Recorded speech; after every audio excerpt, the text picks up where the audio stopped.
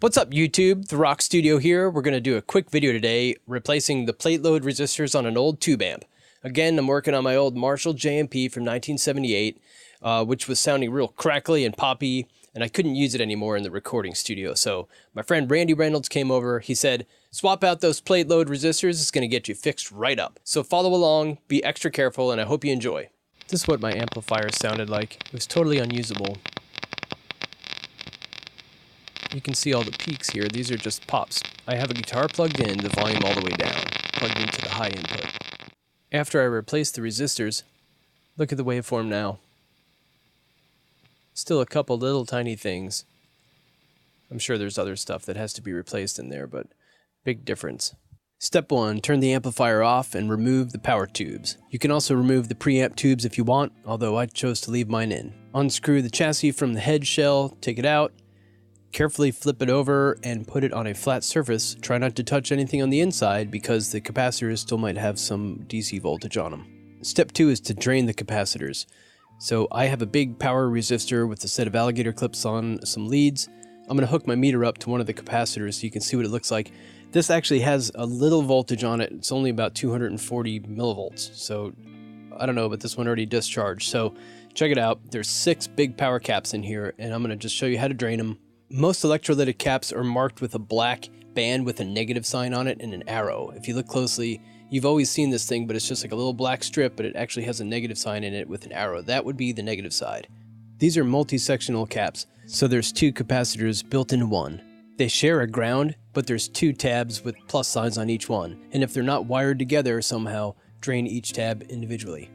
You're going to clip one lead from the draining resistor to the negative side of the capacitor, and the other side to one of the positive tabs. And you can see the voltage going down. Then I'm going to double check all the rest. One of them is underneath the circuit board that you can't readily see, so you got to make sure you go looking for them. There's 2 other power caps on the PCB.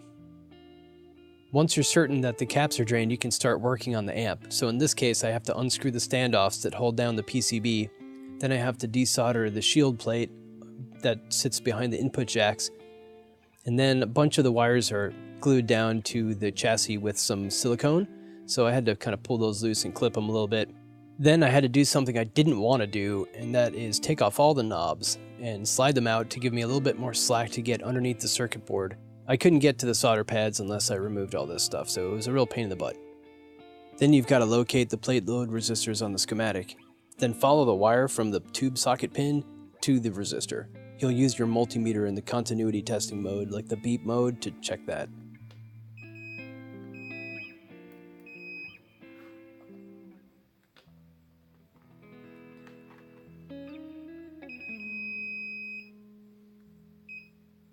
Then verify the color code on the resistor. Then it's a matter of heating up the solder pad underneath and pulling the resistor out from the top. Here I've already removed 2 resistors. I accidentally put bigger resistors in here than I needed. I put 1 watt resistors in. I could have used half watt resistors. But I have room for it, and apparently there's very little difference in tone. My 3rd resistor was strapped right across 2 or 3 of the pins on this tube socket. So what I'm doing is desoldering this one. I did have to clip the lead a little bit to pull it out of one of the socket pins.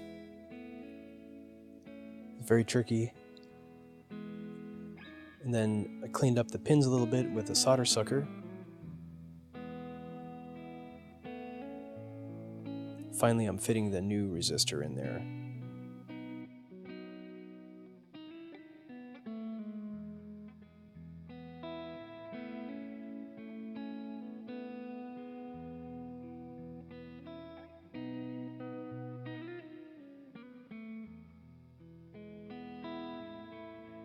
After I replaced all the resistors, I took the old ones and I measured them just to see what had happened over time. They've been sitting there for 41 years. And sure enough, out of the 5 I replaced, only 1 of them spec'd out properly. The other ones were way high. Instead of 100K, they were way up, close to 400K.